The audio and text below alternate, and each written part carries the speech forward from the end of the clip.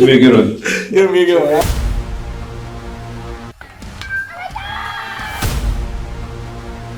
Definitely a different type of process. Cut down or freeze up. Being a coach's son. Jackson, of course, they keep retooling. One stolen base, a hit by pitch. Oh my goodness. Hello everyone, welcome inside the Red Earth Production Studios for this edition of YBMcast, baseball talk, Missouri style, with the guru himself, Mr. Kevin Moulder. How you doing, buddy? Doing pretty well. How about yourself, Brian? Watching baseball, man. Watching baseball. A lot of fun. You're great. Saw a freshman yesterday that I think's going to be pretty dynamic over the next few years. Another one that Francis Houches. Yeah. Just pulled another one out of their hat there. My goodness. He's a good one. He was part of the Missouri Junior Future Games team that won the championship last summer. Very good infielder. Right. And that's what stood out to me more than anything. I mean, he was on base all 4 times yesterday, or 3 times out of 4, something like that.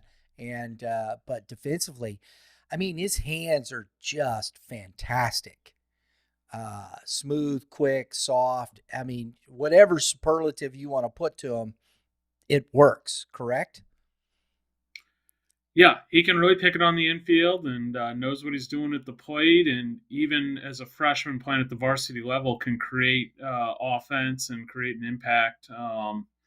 So yeah, he the assembly line of middle infielders doesn't stop at all. Kookiness. As always, YBMcast powered by Game 7 Baseball, game7baseball.com. This weekend. Yep, that's it. It's a weekend. Saturday, Sunday, we'll be at Bridgeton Municipal Athletic Complex, better known as BMAC. We have the Midland Invitational. Got a lot of fun stuff going on out there. Looking forward to it. Check it out. We're going to have premier pitching performance out there with us, talking to players and whatnot, have some information out there. It's going to be, I'm looking forward to that one. Of course, we'll have our trivia, all the stuff going on as per usual out at the Midland Invitational with Game 7 Baseball. Make sure you subscribe, hit the like button, share this out with your friends, hit the dinger, get notifications. We'll be live streaming on Sunday with the championship series, the 2 semifinals, and the championship game live from Bridgeton Municipal Athletic Complex. Kevin, we're going to talk some Class 5 baseball, and right off the get, I want to set people, because we've talked about this a little bit off air and things. I don't think Class 5 is as deep this year as it's maybe been in the past. Yeah, I look forward to going through this with you as we, to be real honest with you, I don't get too caught up in what class a team is until we get to about this time of year. I just treat them as a high school baseball team. Now I'm aware of who's small school, who's large school. I know you do your rankings. I got my rankings, and I do the 5 and 6 together. So I am aware of who's on the larger side, and just being around the state, you kind of know who's smaller. But sometimes something will catch you off guard. Like Vianney is Class 5 this year. I would have never, I did a triple take on that one.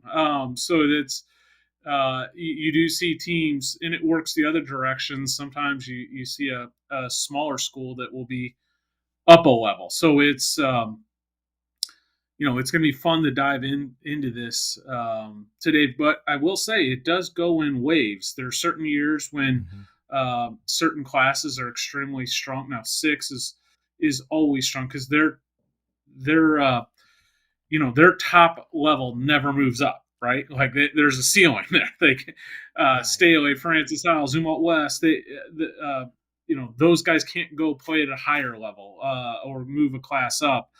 So that but you do see that especially with the class 3, 4, 5, where you'll feel like 4 is really strong this year, or 5 has got a great year. Or, class 3 is a little bit down this year, and it's because they had 3 teams that made the Final Four a couple years in a row, and they moved up a class or something along those lines.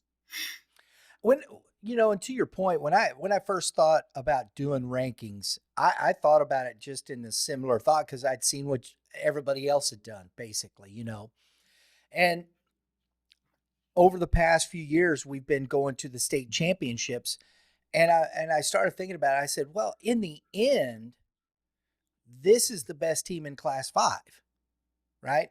And so, to me, it just became the idea of I know there'll be teams that'll be there. There's a lot of cross-class baseball because of conference, and there's you'll have 3 different classifications in one conference. It's just the way it is. And but to me, to look at this and go, when we get to the Misha State Championships, this is who they're dealing with. And Vianney, enrollment wise, I don't even think is Class 5. I think they're lower than that. I think it may be even Class 4. And I believe you're correct. My limited understanding is they are the smallest MCC school.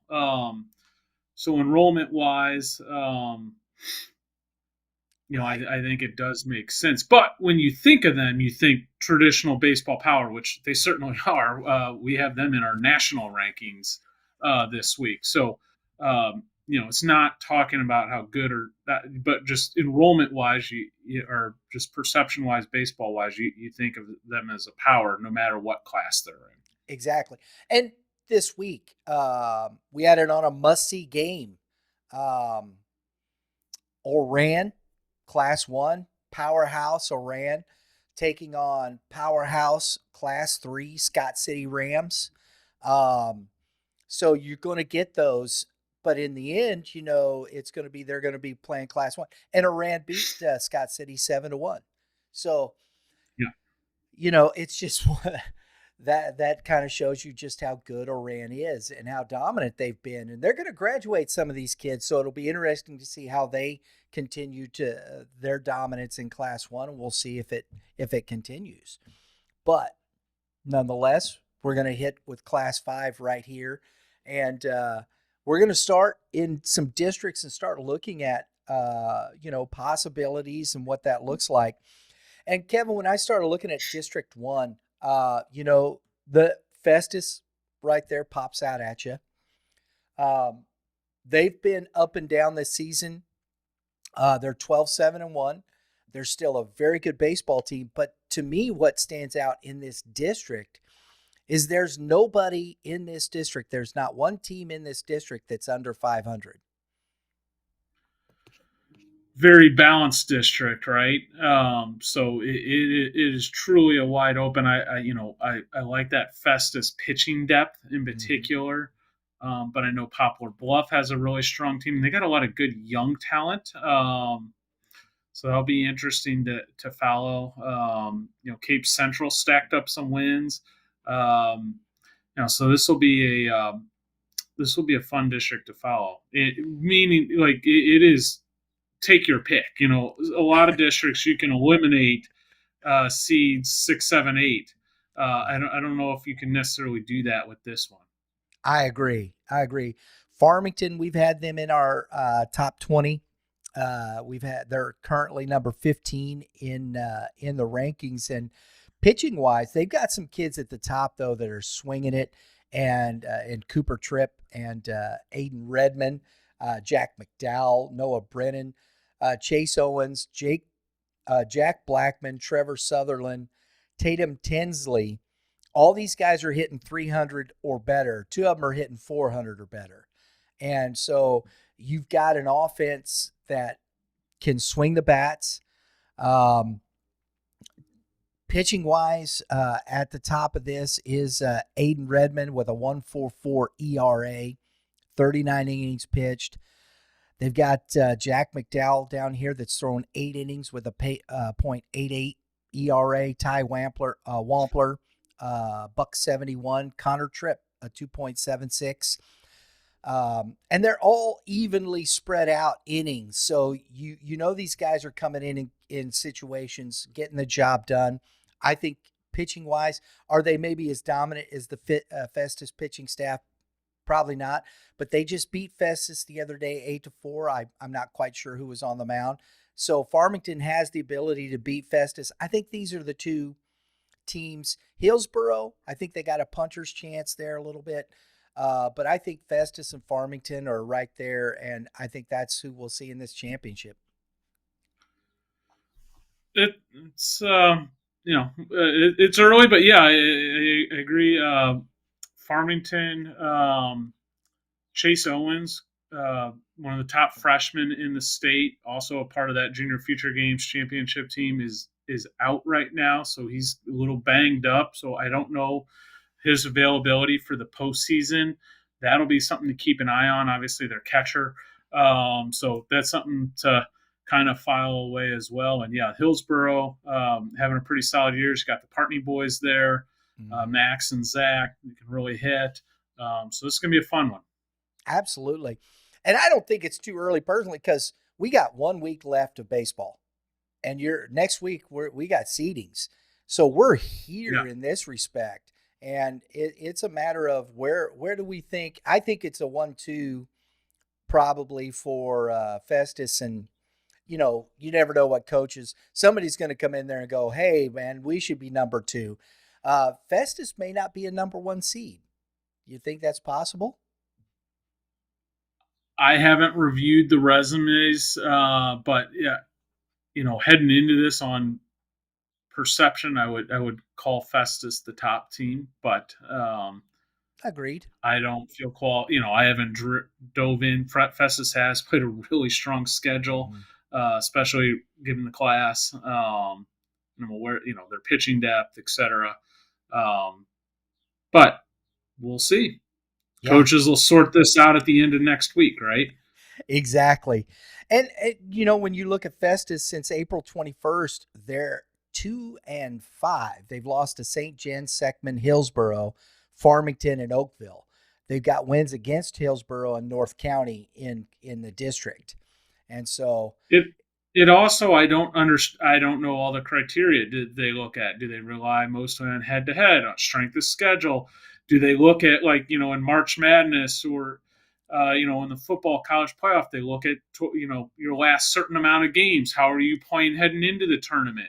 In March Madness, they do factor in injury and roster health. I'm not sure that is done at this, at this level for these district seedings. So that's why I'm, we'll see.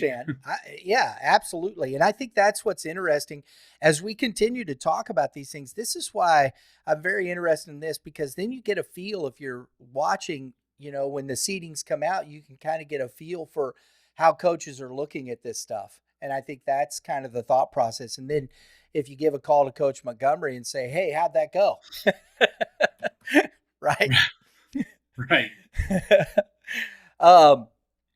District 2, I think it's a pretty much open and shut case, unless everybody at Vianney gets the flu at one time. No offense to John Burroughs. I think they're having a solid season. I just don't think they're at Vianney's caliber. If we're going to sit here and talk about talent, we can just start to move on. No question about it. Like, Vianney is in another class. They would be in the favorites, not the favorite in my opinion, but in the favorite. Like, they would be in the top 3 or 4 teams you would pick for Class 6, in my opinion. I agree. They could easily win Class 6. So if it's just a talent that we're talking about, yeah, Vianney's a runaway in this one. But John Burroughs and Webster Groves was in the state finals last year. Exactly. A lot of those guys are in college campuses now. But most of those kids in that program have been to a state finals, right? So they have some experience. Webster plays a they are a tough team to play against. I will be, I think they're not as talented as they were a year ago, but Coach Wiggins is not a fun coach to play against. They're going to do some things that make you uncomfortable if you don't handle the ball. If you throw balls and walk people, they're going to score. They can score runs without getting a hit, and I've seen them do that. So that can make someone uncomfortable for one game. I don't think they could beat Vianney in a best of 3 or best of 7, but in one game, things can happen. And same thing with John Burroughs. So, but yeah, it's a stretch to look at this any other way than Vianney, to be honest. But I will say Burroughs and Webster Groves are competitive baseball teams. Yeah, and that's the thing. But so we're going to move on. Yeah. District 3. District 3, Chaminade, Ladue, Pacific, Parkway Central, Parkway North, Parkway West, Rockwood Summit, Westminster Christian Academy. 3 out of these 4 teams, we have Rockwood Summit at number 4. We have Westminster at 16 and Pacific at 17. One of the first team I'm going to mention, they've got the one big arm at Pacific. When we did Jake Collier, when I did the rankings this past weekend, the thing that stood out to me with Pacific was they are 10-2. They've played 12 games. Their only real good win is against Sullivan. The two ranked teams that they played, they lost to both of those games. Every other win is against a team that's under 500. I'm not sold on this team right yet, Kevin. So, yes, and I understand what you're saying. They are a mystery team. I would call them a wild card team, an X factor, if you will. We have had a very wet spring, and sometimes, we may take for granted how many turf facilities are in the St. Louis metro area or the Kansas City metro area, or certainly in Columbia and Springfield. But there's plenty of schools that don't, and I believe Pacific still has an all-dirt infield. So I think they've been victimized by Mother Nature this spring. I will tell you this. Pacific is good. They're very well coached, and they have one of the best arms in the state, in Jake Collier. So they're right in there for my money. It's an incomplete, if we're grading it, it's an incomplete. They got some assignments they need to turn in still. But that is a good team. And that kind of goes to the district seeding. You got certain teams, like Summit and Westminster, that have played a much deeper schedule, and have a more established resume. So, I would favor them in terms of a seeding process. Hey, we've played, we've played a full schedule. Union High School, they've played 25 games. They're 20-5. That would be, a strong argument for the 15-7 or 8, right? 15-8, exactly. Yeah, exactly. So anyone that's played, in the upper teens into the 20s, we can, we have a pretty good idea, right? Exactly. I think this is a deep district. I think, there are 3 to 4 teams that can legitimately win this thing. Rockwood Summit's interesting. They kind of had a slower start to the season, and now they've caught fire. They're rolling now. Like I said, they kind of stubbed their toe early on. Now they play a good schedule, certainly, but they are on a great run here. Where they've lost one game in their last 12 or so. Yeah, and and that was just and they beat Lindbergh twice and then lost to them once. They're 2-1 in the last 3 games against Lindbergh. I mean, Lindbergh's a good baseball team. I take it back. They've won 13 of 14 games. There you so go. they are rolling. And they're a hot team. This would also be a strong resume for a 1 seed, and we just talked about that. How do they determine this? Right. You got Summit, you got Union, who's also having a phenomenal year with a Union's in District 5. Oh, my apologies. I just That's looked at the wrong one. Yeah. So Summit clearly the 1 seed in this bracket, but Pacific I think would be making a charge. I don't know how many games they have left in the next 2 weeks, how much makeup games they have, etc. I think the team that is interesting to me in this one is Parkway Central. They're scrappy. I don't think they're gonna. Could they win a game? Could they surprise somebody? Yes. Will they? I'm not sure. I think they're a couple of years or so away. They got the good freshmen up the middle there, but all the games you go back and I was looking at their schedule earlier, and again, they're losing by 1 run. They're losing by 2 runs. They're playing everybody tough. Do I think they'll win a game? I'm not sure, but it'll be interesting to see, Kevin. Okay, I'll work with you there. The other team that I think is a little interesting, my interesting team would be Ladue. They've won 7 of 8. They're above 500, and they have a couple really talented players. Seton Thompson and Devin Freeman both were future gamers. Seton Thompson's the junior shortstop heading to Mizzou. Devin Freeman having a big year in center field for him. You got Jack Moore is going to LIU Brooklyn on the mound. So they have some pieces there, and they're in the junior class, senior class, where they can they could make a run at somebody. The only thing, and this is what is interesting to me, and I start looking at this. Their big win was against Parkway South back on the 14th, and then it's Rittner. They lost to Oakville. They beat Parkway North. They did beat John Burroughs, so they got a couple of solid wins in South and Burroughs. But then it's McClure North, Afton. They lost to Melville, and they beat Clayton. So there's no doubt you could poke holes in the resume, and that's why they won't be a 1 or a 2 seed. That's why I'm looking. Well, the point is, if they can beat Parkway South, they can beat anybody. Agreed. And that's where I think that's the difference.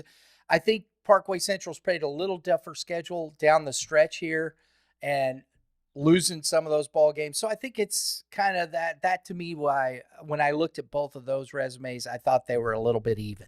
I think they're going to be maybe seeds because, Afton, they beat them 21-20. Who was pitching that game? That's all I'm saying. Just my thoughts. Just my thoughts. Yeah, it'll be interesting, I suppose. I like that. But I like this conversation because there's going to be people out there that are going to go, yeah, and there's going to be people that go, you're crazy, right? Yeah, we'll see. I would think Ladue would earn possibly the 4 seed in this one. I don't disagree with you there. I agree with you. I think they'll be a higher seed definitely, and they should be in that respect. Plus, they won the district last year, so there you go. Yeah.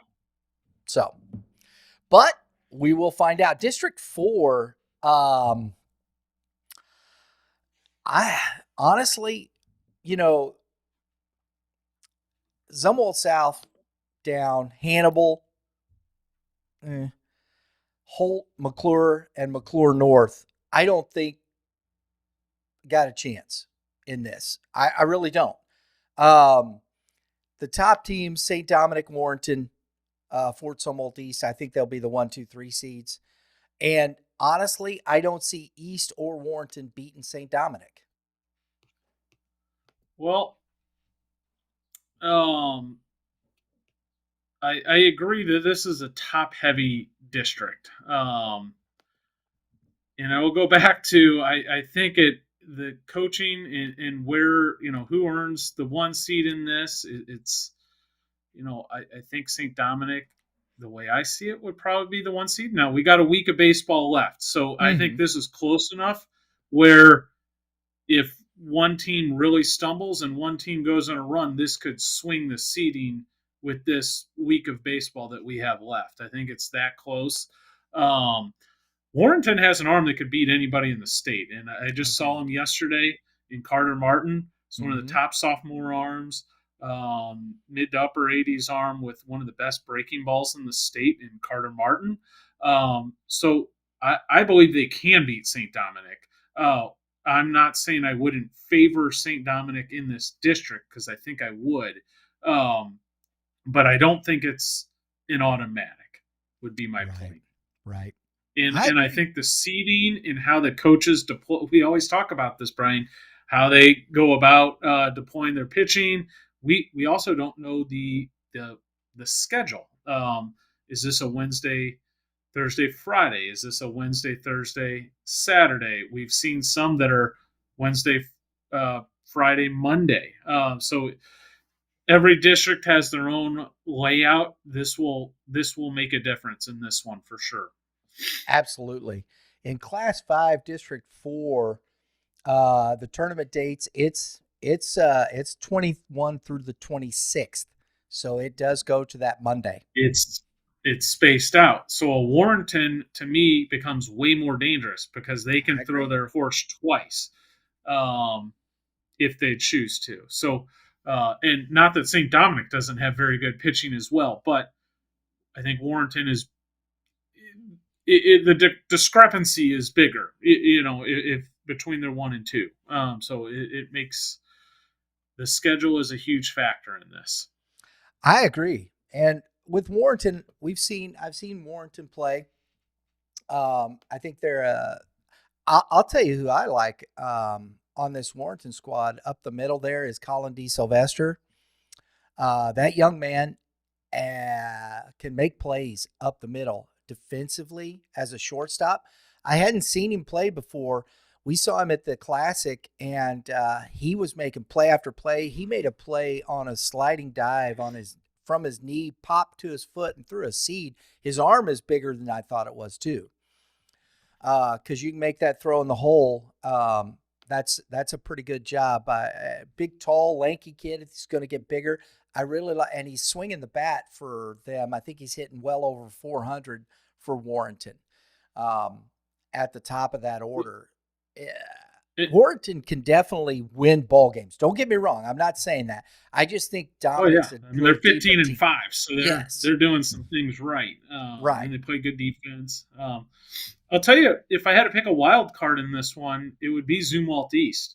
Yeah, play a very good schedule. Carter Hollingsworth, very good arm, and now that you just read out that how the games are going to be laid out, that's 2 opportunities for him to pitch, and I would think, without having seen the seeding, I would think they'll earn a middle seed. I don't think they'll be at the end, and I don't think they'll be at the very top. So I would think that they would go to him twice. That's where the coach will have to earn the big buck. That's why he makes the big bucks here. So we'll see how he's deployed. But that would be a wild card team for me.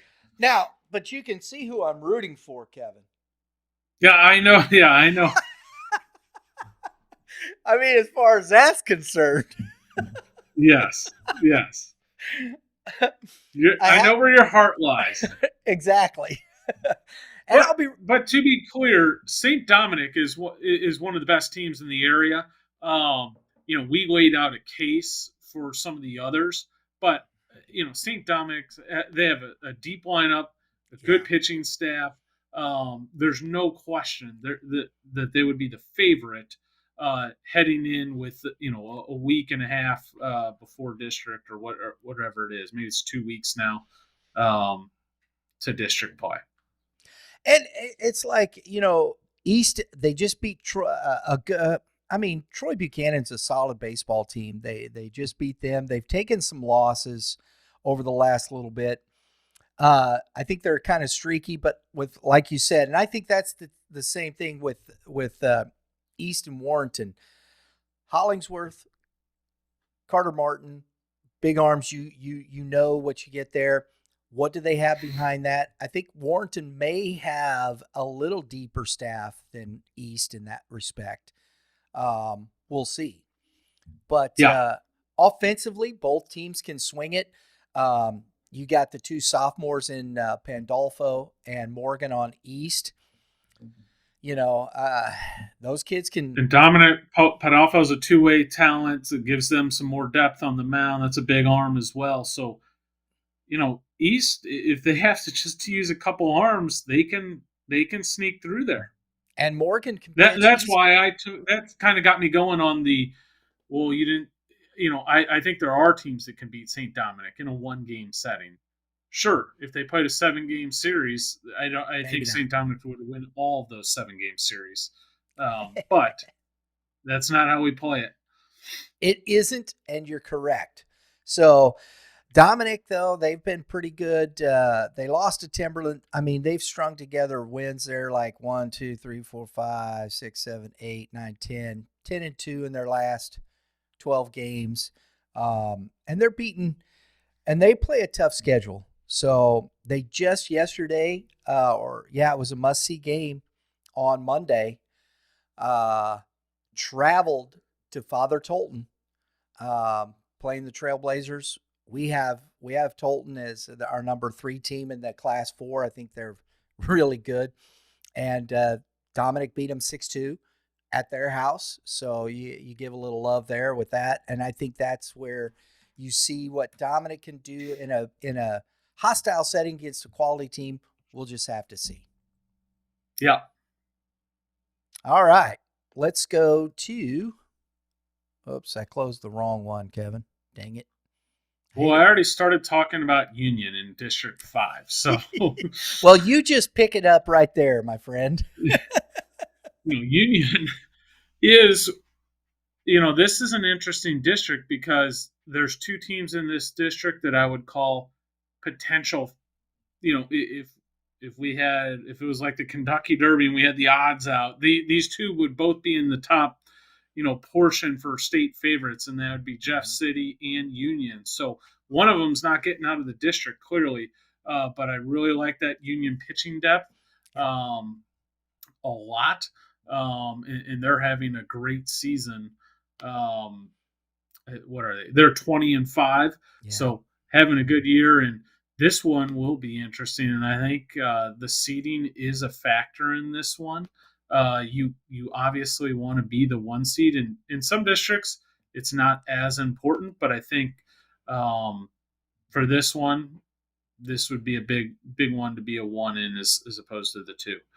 Absolutely. And I agree. We've had Union at number 6 for quite some time in our Class 5 rankings. I think they're, and they've played a good schedule. They've played a tough schedule. They were in, I think they played in the Troy Classic, the first tournament of the season. I went out and watched them play Eureka and beat Eureka. And that kind of solidified, and watching Casey Griffin pitch that game. That young man he's very good.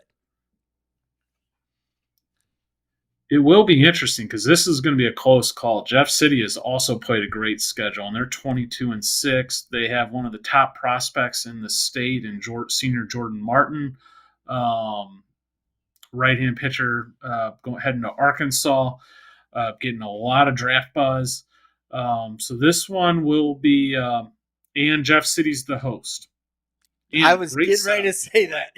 Brand new school, brand new field. Turf field, kind of has some character to it, with the dimensions and whatnot. Got to go there earlier this spring. And as you can tell, Jeff City's been stacking up some wins here.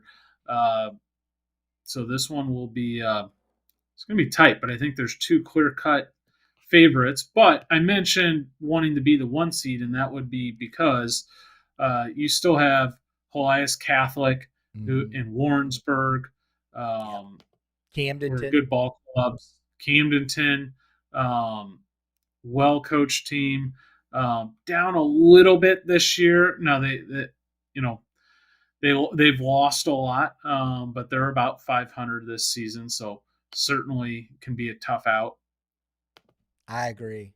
I think, like you said, I agree with Jeff City Union. I think that's it'll be interesting to see who gets 1 or 2 seed there. I think that, and if Jeff City gets the 1 seed playing at home, that could determine a lot there, Kevin.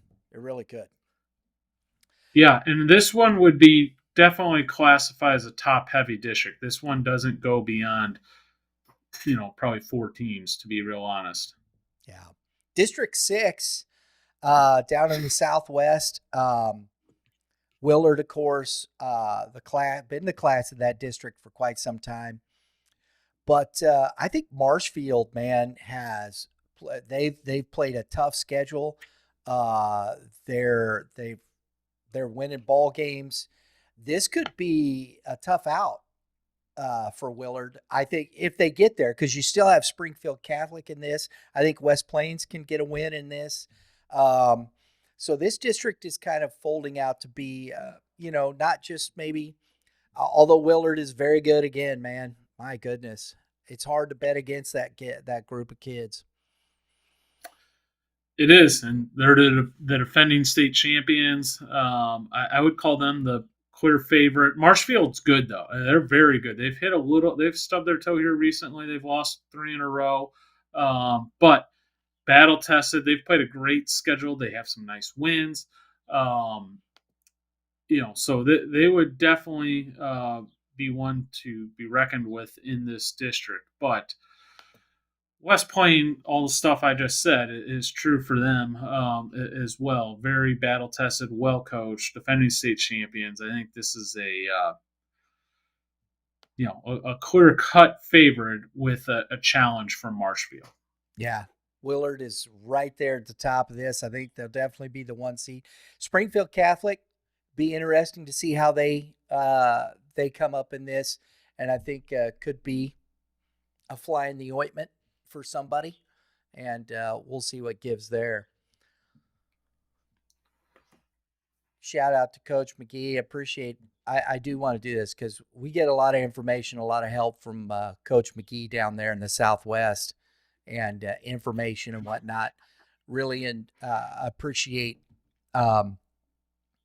his contributions to Youth Baseball Midwest and what he's done for us here. So appreciate that, Coach. Good luck to you the rest of the way here. District 7,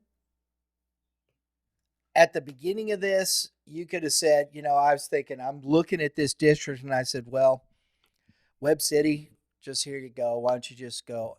And lo and behold, Carl Junction is the top team in this district right now. Carl Junction has a good pedigree. They've had good teams in the past. They have some nice wins. They beat Marshfield this week. They beat Republic. They've beaten Lebanon.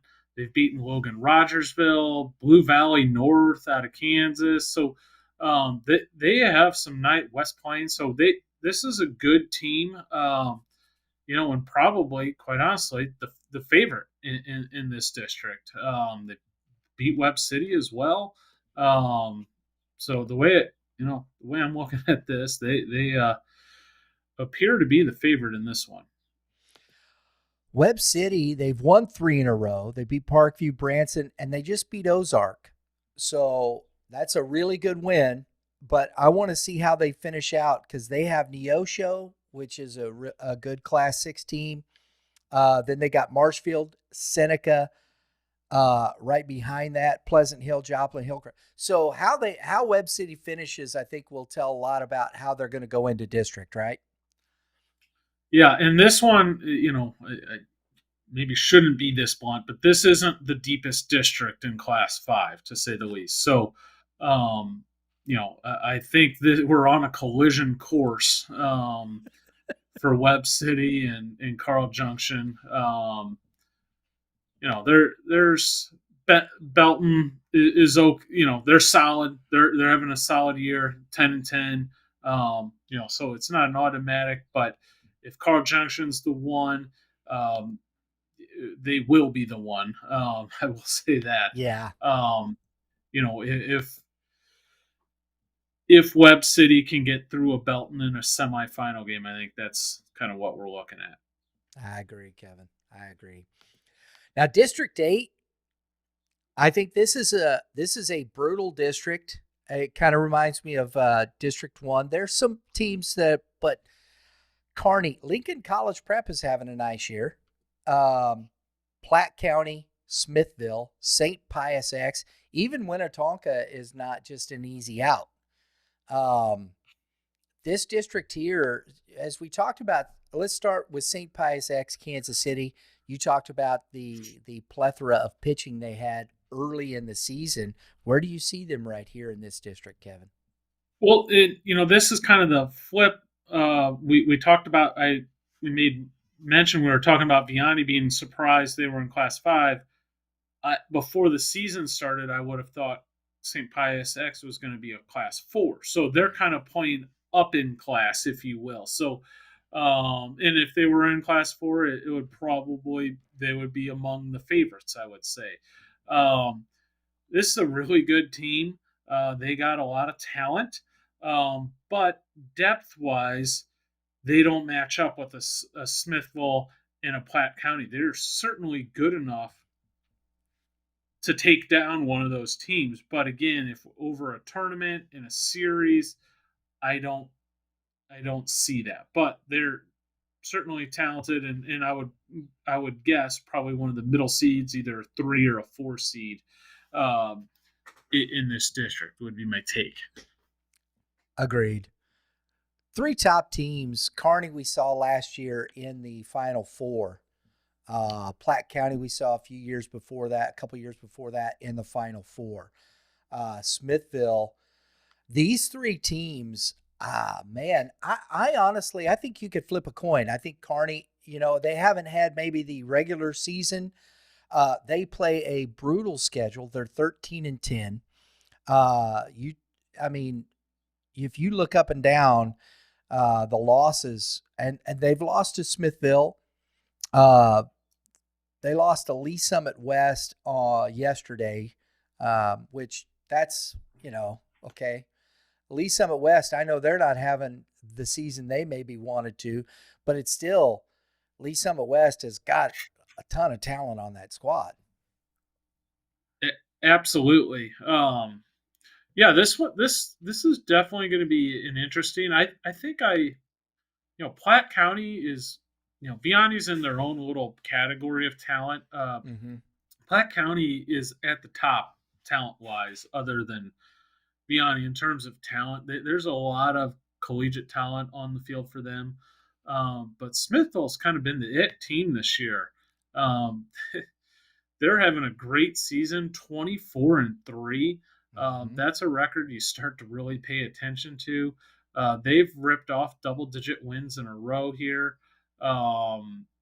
So now they haven't played quite the schedule that some of the others have played, but they've beat Platte County already. They beat Kearney already? Yes. Yeah. So it would be hard to say that they weren't the favorite with 2 wins over their biggest competition here.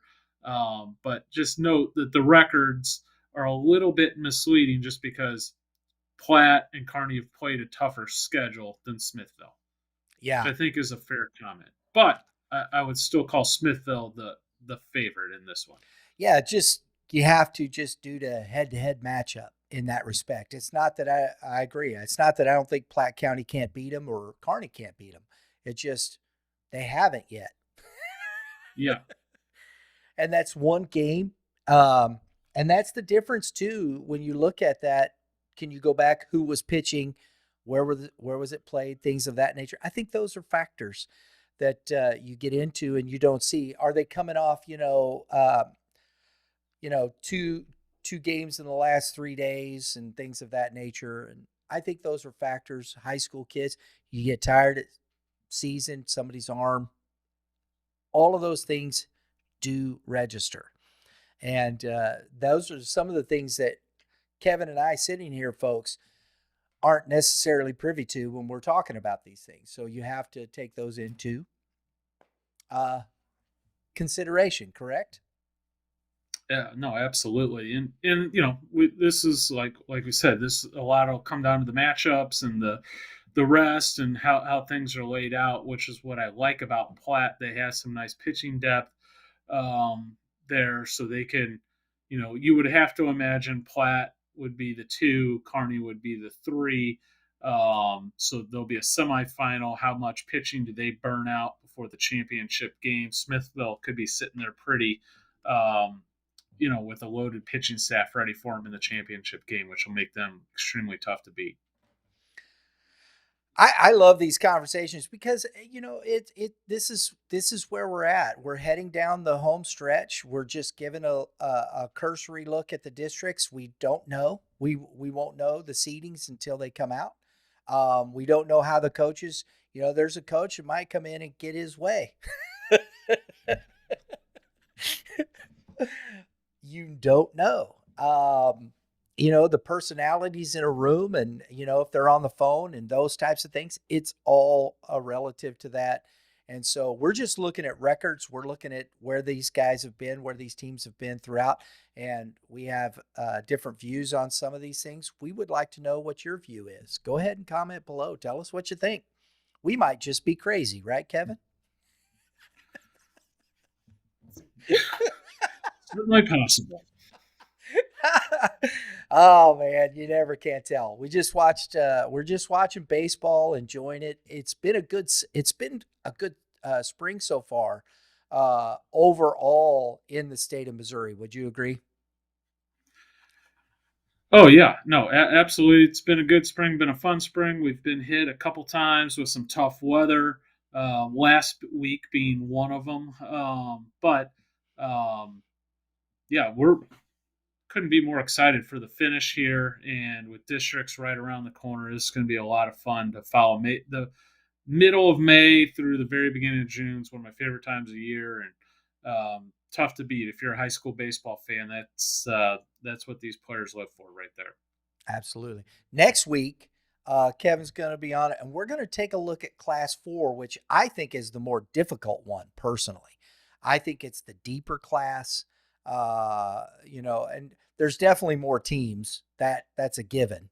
And you got 16 districts, which I think clears out a little bit of some of the, maybe surprises, maybe not. But one difference this year, which is going to be new, which separates Class 4 and 5, which is a factor, is the Class 5 and 6 are going to play a best 2 out of 3 when we get to the sectional. 1, 2, 3, and 4 are not doing that. So it's single elimination all the way through. So that is a factor, and that does change the dynamics for, just your thought process and how you view these teams. And right. So that it's an interesting line there between Class 4 and Class 5. I agree. And you got to take those into consideration. And I'll tell you honestly, Kevin, just to preview Class 4, I think the central part of the state in Class 4 is just brutally tough. I mean, goodness, mercy, brutally tough. Because I think but there's not a lot of Class 4 schools on the edges in the bigger right. cities. So that'll wrap it up for today's episode of Baseball Talk. Everything about Missouri, Class 5. Kevin, always a pleasure, my friend. Yeah, this is fun. Looking forward to this. Is just the appetizer, right? We're looking forward to the real deal here in, I think, 2 weeks from tomorrow. Most teams start up. So yep, absolutely. So make sure you subscribe Make sure you subscribe, support the channel. We appreciate it. And I want to give a thank you to all the folks that are watching, that have subscribed, that are supporting Youth Baseball Midwest, that are following us on the socials. We get a chance to interview these kids after ball games, and it's a lot of fun talking to these players and showcasing the baseball that's out there, and we enjoy it greatly. So we thank you for your support. We really do. The youth game, we're out there this weekend. Don't forget Game 7 baseball, our Midland Invitational. We're going to have a lot of fun with that. In a few end of May, 1st of June will be our Super 7 Invitational. 27 14U teams. We're going to get a look at all the kids going into high school, Kevin. I'm looking forward to that one big time. So that'd be fun. Really great. Yeah, absolutely. So, folks, thanks for tuning in. Have a great day in the Lord, all you pitchers.